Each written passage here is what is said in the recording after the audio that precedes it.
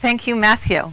And thank you, Emil. Thank you, both of you, for organizing this, for everyone who's spoken today, for the amazing performance last night. This is just a very exciting week here at the University of Rochester, and it is a pleasure and a privilege to be a part of it. So we have heard so far about Salomé in biblical times, in the full sweep of Western art, in English and French literature, and I'm going to be talking about Salomé at the theater, Oscar Wilde in Paris and London. The story of Salomé at the theater is a story of celebrity, censorship, sex, scandal, and many other things as well. Oscar Wilde wrote the play in French in 1891. He hoped to premiere it in London with the great actress Sarah Bernhardt in the title role in 1892. But the Lord Chamberlain's office prohibited its production and prevented the British opening night. Wilde published the play in French in 1893, and it came out in an English translation with Aubrey Beardsley's controversial black and white illustrations in 1894. Here is the title page of the first French edition, with a somewhat sinister mermaid and the slogan, "This fish is not like the others," in Latin around the edge. A warning label that the publisher added to the works of all his decadent authors. I'm not sure actually whether he meant to warn or entice, one way or the other. And here you can see the frontispiece and the title page of the first English translation with Aubrey Beardsley's famous or infamous illustrations, depending on your point of view. And here, two images that may have more relevance for us. The presentation of Yochanan's dead head at the end of that long black arm, which is the Beardsley equivalent of the poster image that you've been seeing from Russell's graphic novel. And then on the right, the climax, or the kiss. This is the simplified book version of the more complex Studio Magazine original that you saw in Grace's talk this morning. The image that prompted Wilde to send Beardsley a dedicated copy of the unillustrated French version with the note, "To Beardsley, the only one who can see the Dance of the Seven Veils." So Wilde was at the top of his career when his play appeared in print. Lady Windermere's Fan had just opened for a triumphant run at the St. James Theatre when the Salomé French original came out, and A Woman of No Importance was running at the Theatre Royal in Haymarket when the Salomé English version appeared. He lost his literary position and his social standing when his lover Alfred Douglas's father, the Marquess of Queensberry, accused him of being, quote, "a posing sodomite," a man who had sex with men. When Wilde sued Queensberry for criminal libel, Queensberry's defense included the presence of homoerotic passages in Wilde's picture of Dorian Gray, the contents of Wilde's private correspondence with Douglas, and the testimony of a number of working-class men who had also slept with Wilde while the Douglas relationship was going on. When Wilde withdrew his libel suit for fear of losing, because you cannot libel by telling the truth, Queensberry's lawyers forwarded their evidence to the offices of the British Crown. The British government charged, tried, and eventually convicted Wilde on 7 counts of what they called committing acts of gross indecency with another male person in 1895. Friends stopped talking to him. Directors took his name off their posters and programs. The Haymarket Theatre closed his new play, An Ideal Husband, in the middle of its run. The St. James Theatre did the same with The Importance of Being Earnest. Wilde was doing hard time in Reading Jail when the independent French director, Aurélien Lunier-Poe, staged the world premiere of Wilde's Salomé in Paris as a gesture of artistic solidarity with a fellow iconoclast in 1896. Here is the first page of the program for the Théâtre de l'Œuvre, where the play appeared in a double bill with Romain Coulus's Raphael, the story of what happens when a married woman who already has one lover falls in love with a younger man and takes on another. The circular design that you see in the upper left-hand corner of the program is the theater's monogram, designed by Pierre Bonnard to make a deliberate anarchist connection between the theater's artistic work and the muscular male laborer's manual work. Toulouse-Lautrec contributed a lithograph of Oscar Wilde standing in front of the British Houses of Parliament, which you see here, An ironic image, given that Wilde was actually in a British prison when his play premiered. So whether French and British reporters, literary critics, and theater reviewers were covering the cancelled British production, the published French play, or the Paris world premiere, they consistently linked their coverage to the question of how to understand the relationship between France and England.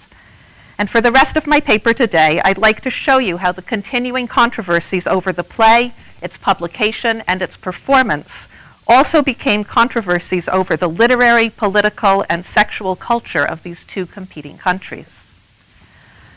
Let's start with the projected London premiere starring Sarah Bernhardt.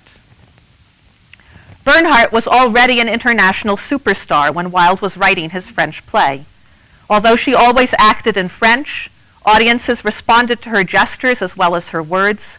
She established a successful career not only in France, but also in a long list of other countries, including England, the United States, and Canada. London audiences especially loved her for her performances in tragic roles such as Jean Racine's Phèdre, Meilhac and Halévy's Gilberte in Frou Frou, Alexandre Dumas' fils Marguerite Gautier in La Dame aux Camélias, and Victorien Sardou's exotic Russian princess Fedora, Byzantine Empress Theodora, and eventual operatic heroine La Tosca. And here she is starring as Victorien Sardou's Cleopatra in 1891, just 1 year before she agreed to star in Wilde's Salomé. French poet Pierre Louys, who attended the rehearsals in London, remembered her performance this way. What a marvelous Salomé Madame Bernhardt was. How the melodious inflections of her stature and her voice adjusted to the cruel and amorous phantom that Monsieur Wilde had evoked in its mysterious attractiveness. How well she performed Wilde's rich, insinuating, singing prose. The British Lord Chamberlain's decision to prohibit the Wilde-Bernhardt production made front-page headlines in Paris right away. And here is the first page of the Daily Gaulois, where you see the title of the first French article about the issue, about halfway down in the second column from the right.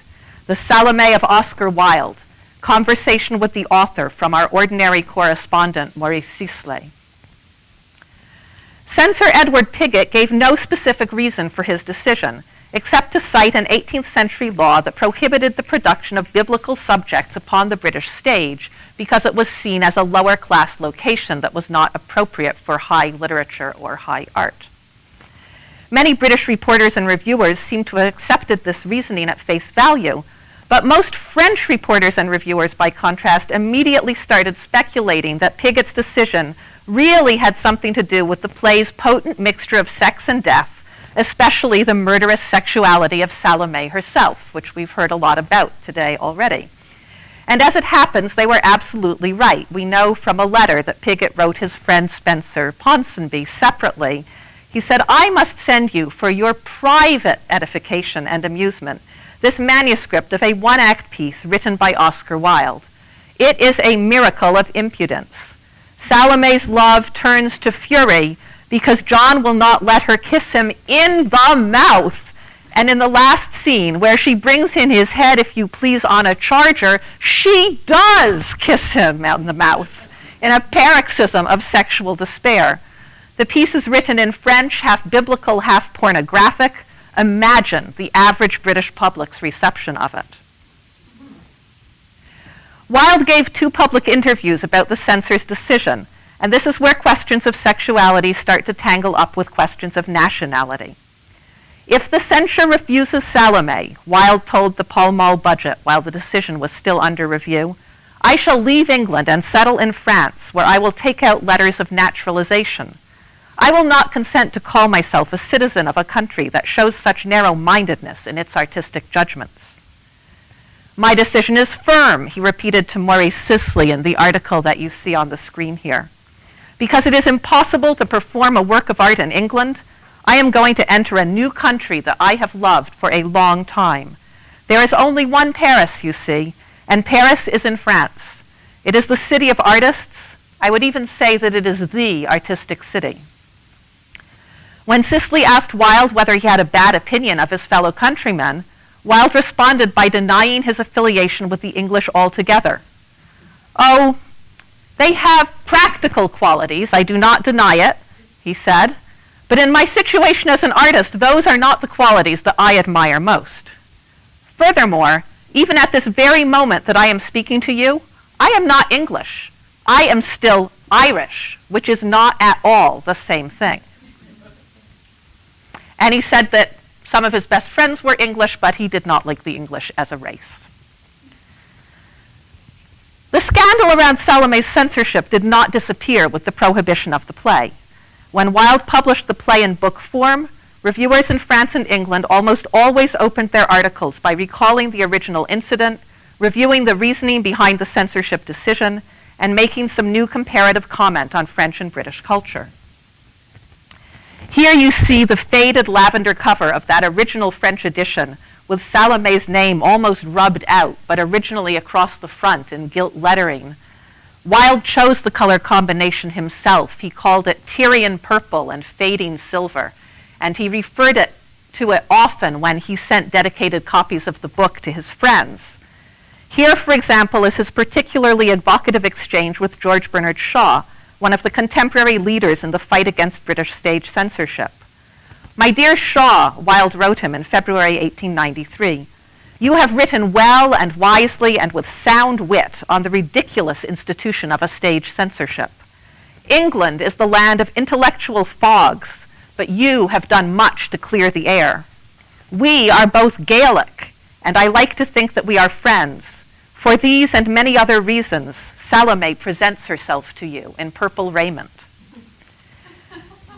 Notice how Wilde separates himself from the English again by stressing that he and Shaw are both Gaelic, Irish. And notice also how he refers to the book version of the play in the feminine person, as if Salomé the book and Salomé the character in the book were one and the same. When he went back to tell Wilde that the book had not yet arrived, he expanded on the identification between the play and its title character by describing Salomé in vivid terms as a victim of state violence, perhaps state sexual violence. "Salomé is still wandering in her purple raiment in search of me," he told Wilde, "and I expect her to arrive a perfect outcast, branded with inky stamps, bruised by flinging from hard hands into red prison vans, stuffed and contaminated." The public debate about the play that appeared in the French and British press continued the censorship controversy by consistently reminding readers that the new book was the print version of a play that had been refused permission to perform. So, for example, on the one hand, the anonymous reviewer for the London Times introduced the piece as, quote, "the play written for Sarah Bernhardt, which the Lord Chamberlain declined to license for performance in this country," and denounced it in categorical terms as an arrangement in blood and ferocity, morbid, bizarre, repulsive, and very offensive in its adaptation of scriptural phraseology to situations the reverse of sacred. "It is not ill-suited to some of the less attractive phases of Madame Bernhardt's dramatic genius," the reviewer continued, "and it is vigorously written in some parts, but we must say that the opening scene reads to us very like a page from one of Ollendorff's exercises." With this dismissive final phrase, the critic relegated the play's sophisticated series of identifications between the silver moon and Salomé to the status of so many children's exercises in elementary French grammar.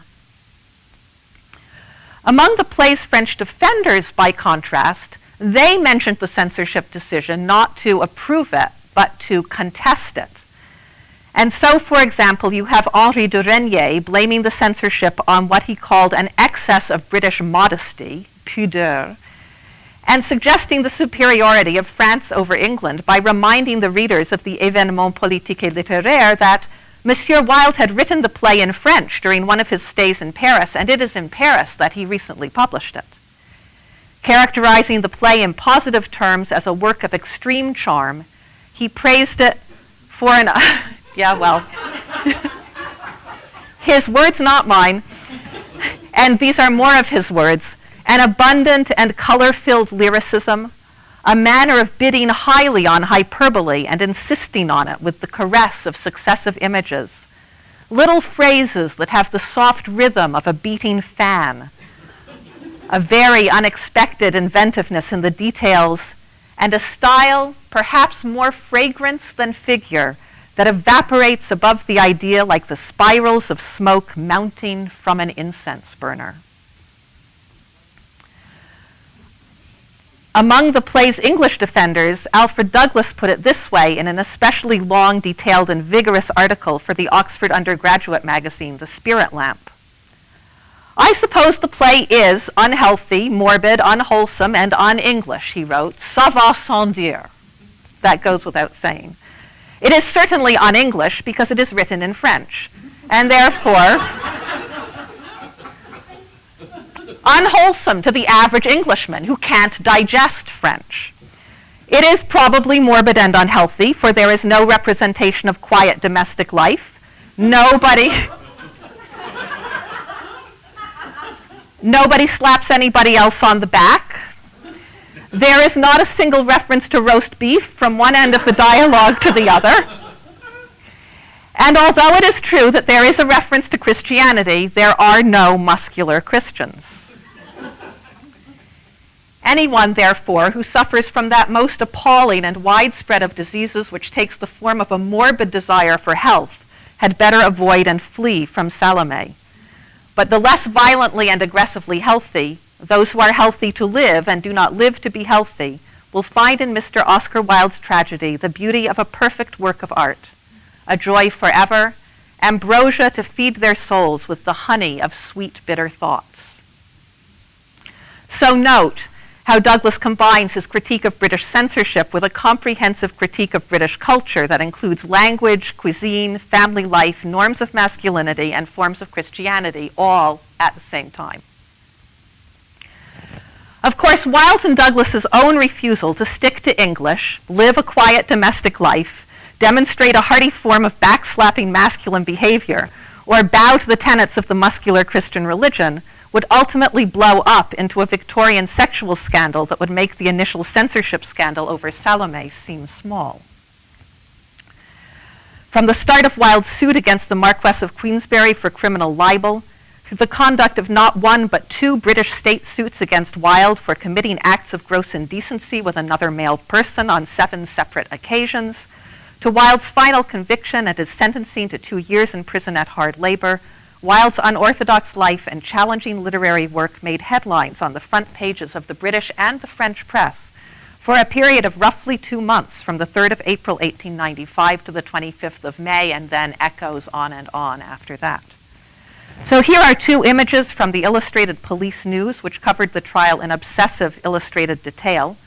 But regular print dailies also found ways to evoke the same sense of drama with words and headlines alone. Oscar and Marquis, strange libel case opened, a remarkable letter to Lord Alfred Douglas. The aesthete gives characteristically cynical evidence, replete with pointed epigram and startling paradox, and discusses his ideas of art. Mr. Carson, Queen's Counsel, opposes the play of Oscarism with direct suggestions of immorality. These were some of the British headlines. Headlines in France were shorter, but they ranged from relatively discreet references, such as Oscar Wilde's lawsuit, all the way up to more salacious titles such as The Wilde Affair, The London Scandals, or even Prudish Albion, exclamation point. As this last headline suggests, French journalists took advantage of the British trial to criticize English sexual behavior, a task that they accepted with special relish since British cultural commentators had so often denounced the French for indulging in a range of illicit sexual behaviors that included serial adultery, prostitution, homosexuality, and lesbian love. Our neighbors to the west must be awfully unhappy nowadays, wrote Jacques Sincère in the conservative Daily Figaro, since they've been in the habit of calling Paris Babylon, Sodom, Gomorrah, Lesbos, and God knows what else. Even though writers such as Sincère and others criticized British hypocrisy, however, they still found ways to make it clear that they had little sympathy for Wilde himself. The vast majority of both the British and the French articles stressed their support for various forms of heterosexual desire and condemned Wilde's homosexual behavior out of hand. when symbolist poet Stuart Merrill tried to begin an international campaign to petition Queen Victoria for Wilde's release from prison on humanitarian grounds, most of the prominent writers that he invited to sign either ignored his letter or rejected it outright. So this is the context in which Antoine Lugnepo and his colleagues decided to premiere Salomé in Paris. Lugnepo was an avant-garde theater director whose independent Théâtre de l'Œuvre had close literary ties with the French symbolist movement and close political sympathies with the French anarchist movement. His company was especially well known for its Paris premieres of controversial new plays by challenging foreign authors, such as the Norwegian Henrik Ibsen, the Swedish August Strindberg, and the Belgian Maurice Maeterlinck.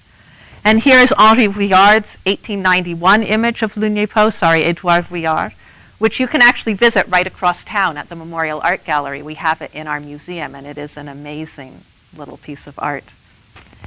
And here is the list of plays that Lugnepo originally had in mind for his theater's third season in 1895-1896. Note that Wilde's Salomé is not there yet. That is a measure of how suddenly the production came together for just one night in response to current events after the theatrical season had already started. Lugnepo put it this way in his memoirs: Wilde's fall was atrocious. The scandal was such that English society hid its eyes and stopped its ears after his conviction. But in Paris, Wilde remained esteemed. Because no one had decided to take the action of grouping those who loved the artist into a movement of pity, I bypassed all preliminary authorization and produced Salomé on the 11th of February, 1896, even though we also were menaced with lawsuits, commercial this time, and on the soil of France. Although this is a somewhat self-promoting memory, Stuart Merrill's petition campaign and a number of other French literary figures' editorials in favor of Wilde preceded Lugnepo's premiere by more than 6 months, and some of Wilde's closest French and British friends persistently kept in touch with him while he was in jail. It is nevertheless certainly true both that Lugnepo took a commercial risk in premiering the play and that the press responded to it as a new statement of sympathy for Wilde and his work. Sarah Bernhardt was unavailable for reasons that remain unclear, but Lugnepo himself took the part of Herod, and the new Salomé was Lina Mante, a young actress who was especially good at playing femme fatale. Here is Mante's photo by Nadar, the great photographer of 19th century French arts and letters, who is also well known for having lent his studio to the first official exhibit of French Impressionist painting. One of Mante's stage biographers stressed her dangerous and perhaps somewhat androgynous allure, not so well captured in this photo, when he described her this way: long as a day without bread, generally dressed all in black, like one of Monsieur Marlborough's pages, she willingly gives the effect of a pretty stick of sealing wax for sealing death announcements. For her performance as Salomé, she apparently appeared instead in red. One reviewer described her performance in what he called, quote, a red tunic that makes the softness and the suppleness of her body stand out. And she received rave reviews from across the aesthetic and political spectrum of the Paris press, whether or not reviewers appreciated the play itself. Jean de Tinon, who started his review for the symbolist monthly Mercure de France by proclaiming that it is not possible to praise Monsieur Lugnepo enough for having given us this representation of Wilde's French drama, reported, for example, I do not know a single tragedian, not even Sarah Bernhardt, whom I admire, who has ever made me feel the thrill of feverish sensation that Mademoiselle Lina Mante gave me in Salomé. That voice and that beauty brought me into one of the most frenetic states of emotion that I have ever known. And he expands upon it in 2 more paragraphs, which we don't have time for. Even Francis Sarcey, the conservative critic for the Daily Temps, who was well known for shooting down every modern play that came across the Paris stage, he hated them all. He complained that, quote, the boredom that arises out of Salomé is insupportable. But he still praised Mante for her troubling beauty in the title role. French theater reviewers connected Salomé the play's Paris premiere to the circumstances of Wilde's recent London trial and ongoing English imprisonment, in the same way that book reviewers had connected Salomé the book's French edition to the circumstances of Salomé the play's censored London performance. The two big differences between the coverage of Wilde's work in 1896 after the trial and the earlier coverage of it in 1893 after the censorship are, first, the play received much more attention than the book, and second, the French sympathy for Wilde was divided after his trial in a way that it had not been as a result of his censorship alone. On the one hand, for example, you have the case of Henry Bower, who had consistently supported Wilde and his work before, during, and after his trial, with articles for the Echo de Paris that condemned the censorship of Salomé on the London stage, wrote in Wilde's defense during his trial, criticized Wilde's treatment in prison, and urged his fellow writers to support Stuart Merrill's petition to Queen Victoria for his release. Bower had worked with the Théâtre de l'Œuvre ever since its foundation. It may have been Bower himself who actually convinced Lugnet-Poe to stage Salomé's Paris premiere, although Lugnet-Poe does not say so. When Bower reviewed the production, he devoted the first line to the news that Salomé triumphed at the Théâtre de l'Œuvre, and the first paragraph to the story. Salomé, he explained, is the one-act play in French prose by the English poet Oscar Wilde, who has been condemned to 2 years of forced labor by a judgment that outrages common sense and humanity. The readers who honor me with a faithful attention will understand my joy at this evening. I am truly happy and a bit proud of the event.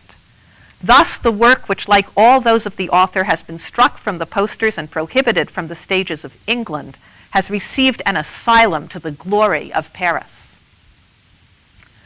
On the other end, at the opposite side, you have the case of Camille Le Sen, who devoted the first paragraph of his review in Le Siècle to the claim that, quote, the idea of representing Salomé, the one-act play in French prose by Monsieur Oscar Wilde, on a Parisian stage, so soon after a trial that was as repugnant as it was resounding, will doubtless seem fairly debatable.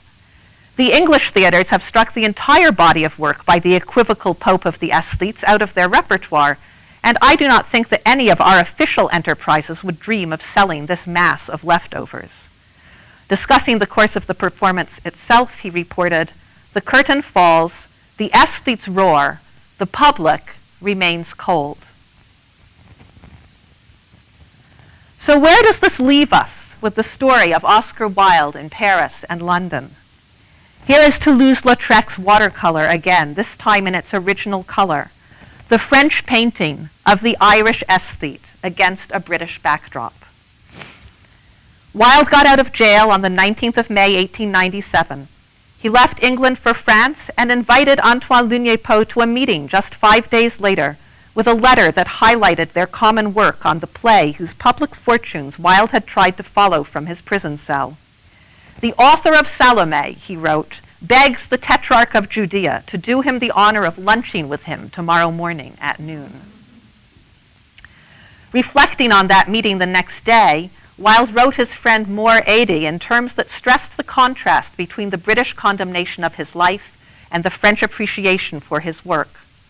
What I want Lugnet-Poe to say, if he writes about our interview, is how grateful I was and am to France for their recognition of me as an artist in the day of my humiliation, and how my better treatment in an English prison was due to the French men of letters. Wilde's expression of gratitude here echoes all the way back to his identification of Paris as the artistic city par excellence in 1892. It also resonates with the work of all those French writers and reviewers who condemned the hypocrisy of British culture during Salomé's censorship, the play's appearance in French print, Wilde's London trial, and the play's Paris premiere. At the same time, however, and here I come to my conclusion, I find that the history of Salomé and its reception still raises a number of puzzling interpretive problems. In particular, knowing all that I know about the history of both French and British politics and culture in a variety of other 19th and 20th century episodes, I can't help wondering about the truth value of the long series of cross-cultural insults that so many of the French and British writers and reviewers exchanged as they argued over Wilde's Salomé story. On the one hand, for example, it is true that Salomé premiered in Paris and not in London. On the other hand, it is also true that France had its own system of theatrical censorship, a system that Lunier-Poe got around, not necessarily because the secular French state was so accepting, but because Lunier-Poe presented his plays to private subscription audiences instead of trying to get them on the official programs of state-sponsored public theaters. London would not see a public production of Wilde's Salomé until 1931, but there were private productions as early as 1905 and 1906. The censors allowed Strauss's opera version in 1910, and Maud Allen's freestanding dance version of Marcel Rémy's Vision of Salomé was a smash hit for 10 years from 1908 to 1918. On the one hand, similarly, it is true that Wilde chose to go to France after he got out of jail in England. And France was unique in Western Europe by virtue of the fact that it had no laws against sodomy in its criminal code, and this made it a potential safe space for men who wanted to have sex with men. On the other hand, it is also true that the French police used other laws to find other ways of making men pay for their same-sex pleasures, unless those men were very careful about when, where, and how they came together. Wilde took care to travel to France under the assumed name of Sebastian Melmoth, and not everyone echoed Lunier-Poe's warm welcome when he arrived. He never recovered his literary career. So the story of Salomé at the theater shows us how an influential group of French and British symbolists, decadents, aesthetes, and avant-garde artists glorified French culture, condemned British hypocrisy, and reveled in the pleasures of Paris. At the same time, the mixed reactions to Oscar Wilde's life and work in Paris and London alike also show us not only the potential, but also the peril of basing our final understanding of the relative nature of French and British politics, culture, state censorship, religious position, or sexual standard on the basis of this set of cross-cultural comparisons alone. Thank you.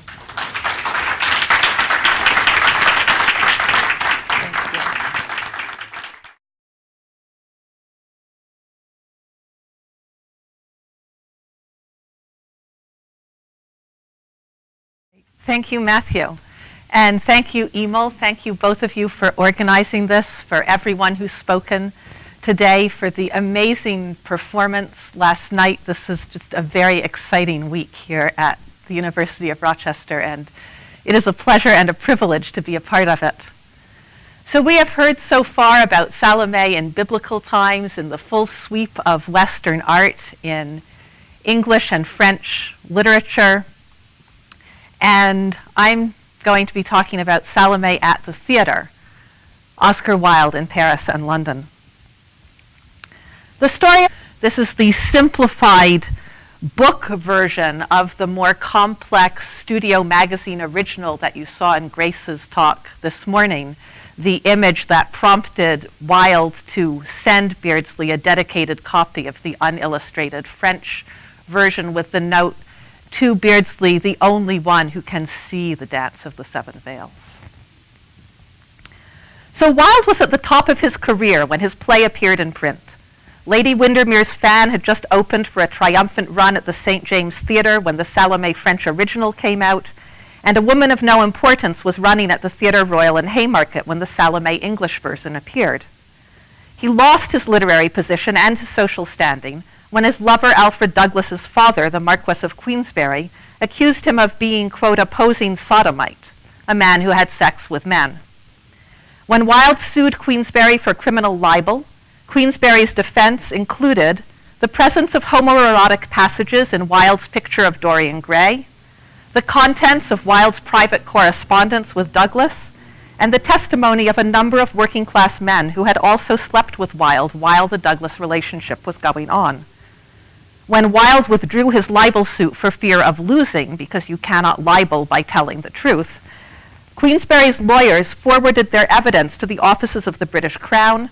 The British government charged, tried, and eventually convicted Wilde on 7 counts. Salomé at the theater is a story of celebrity, censorship, sex, scandal, and many other things as well.